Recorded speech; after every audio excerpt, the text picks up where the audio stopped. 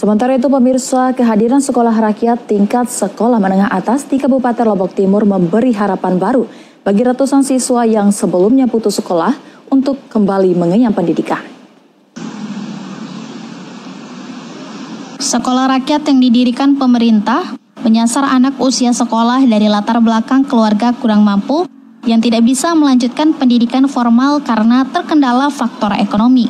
Salah seorang pelajar SR MA 38 Kabupaten Lombok Timur, Irfan Sohandi mengaku senang bisa kembali belajar setelah 6 bulan lalu lulus tingkat SMP dan tidak dapat melanjutkan ke tingkat SMA karena faktor ekonomi keluarga.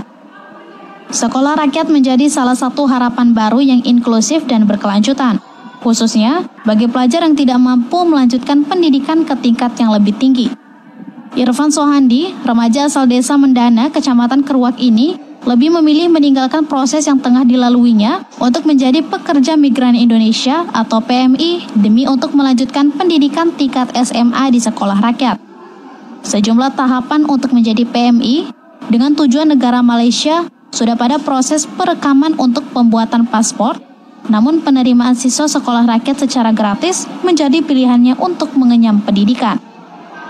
Ia pun meminta orang tua untuk mendaftar karena menggapai cita-citanya. Irfan menargetkan untuk menyelesaikan pendidikan SMA-nya dan melanjutkan kuliah hingga sukses agar dapat memperoleh pekerjaan yang layak dan membahagiakan orang tua. Wakil Kepala Kurikulum SRMA 38 Kabupaten Lombok Timur, lalu Romi Setiawan menjelaskan, pada tahap awal penerimaan siswa, sekolah rakyat sudah mencapai ratusan orang dari berbagai wilayah di Kabupaten Lombok Timur. Menurut Romi, banyak anak usia sekolah menghadapi dilema antara bekerja di luar negeri atau melanjutkan pendidikan. Namun, karena faktor ekonomi keluarga, sehingga banyak di antara rekannya lebih memilih bekerja di luar negeri untuk membantu orang tua. Alhamdulillahirrabbilalamin, saya sangat bersyukur banget bisa sekolah di sini tuh Pak. Karena tahulah masalah ekonomi sekarang bukan sulit, makanya saya sangat bersyukur sih. Coba nggak ada aja, coba nggak ada sekolah rakyat ini Pak, mungkin Malaysia sudah saya sekarang Pak. Ini putus sekolah dan sekarang ke Malaysia mungkin Pak. Saya udah mau bikin paspor dah Pak. Saya mau bikin paspor terus ke Malaysia kerja gitu Pak. Saya mau putus sekolah tapi alhamdulillah karena berkat ada bantuan pemerintah saya bisa melanjutkan sekolah di sini Pak. Kehadiran sekolah rakyat sebagai alternatif bagi warga yang sempat putus sekolah atau tidak memiliki akses ke pendidikan formal untuk mengenyam pendidikan. Romi menjelaskan, sekolah rakyat MA 38 menerapkan sistem pendidikan boarding school atau sekolah berasrama, sehingga banyak diminati oleh siswa karena dinilai mampu membentuk karakter siswa secara menyeluruh.